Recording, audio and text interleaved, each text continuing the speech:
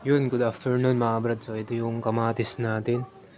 Then ito yung pechay natin na old na. So old na tong pechay natin. Waiting tayo sa kanyang pamumulaklak. So yun natin. Transfer natin yung mga pechay natin para maayos.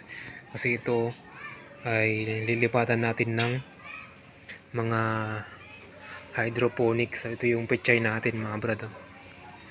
Ayan, lilipat na natin. Ito po. So, niligyan natin ng tali. Kasi dati andito eh. Pero lupa yung gamit natin. Lupa pa naman to. Si boy na to. Sinagyan lang natin to ng alambre para hindi siya mahulog. Siyempre tali. May tali din dito. Magandang naman ang pechay. Then ito may pechay din tayo dito. Yan. Pwede na nga i-harvest to eh. Yan po. Pwede tayo maglaga mamaya. Ayan o. Yan o. Mga pechay natin mga brad. Tignan nyo naman. Napakaganda. So nilagyan din natin ng abono na.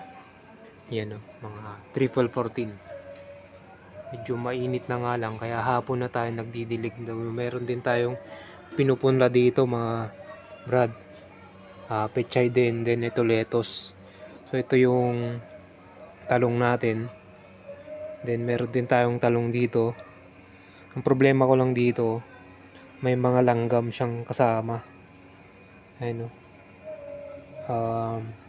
Nalagyan kasi natin ng mga itlog ng manok nun. Kaya nilalanggam. Then ito yung pechay natin noon. Ngayon medyo malaki na. So thanks. Medyo malaki na rin yung pechay natin.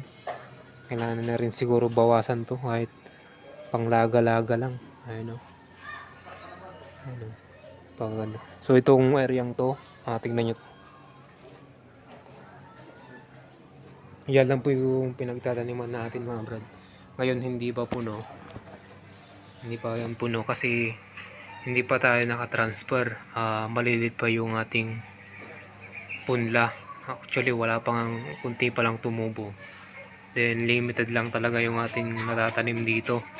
Dahil boarding to kaya hindi pwedeng isagad. Baka magalit yung may-ari. Ayun po. Then, so far okay naman. And meron pa tayong kamatis dun. And talong. Then ito medyo mahina talaga tong kamatis na to. Tingnan nyo naman oh.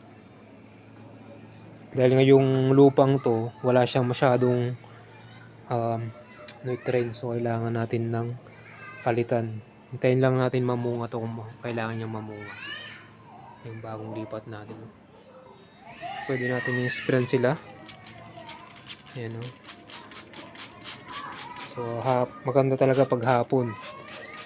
Yan parang fresh. Fresh na fresh. So maganda to yung area ang ginawa natin. Diskarte lang natin to.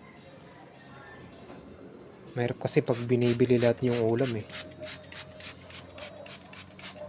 Gastos po ang pagbili lagi ng ulam. Ito medyo malaki na.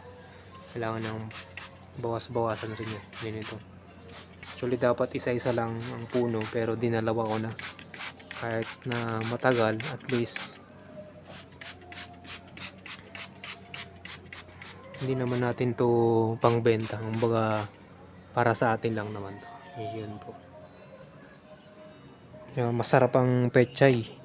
Maraming sustansya kang makukuha.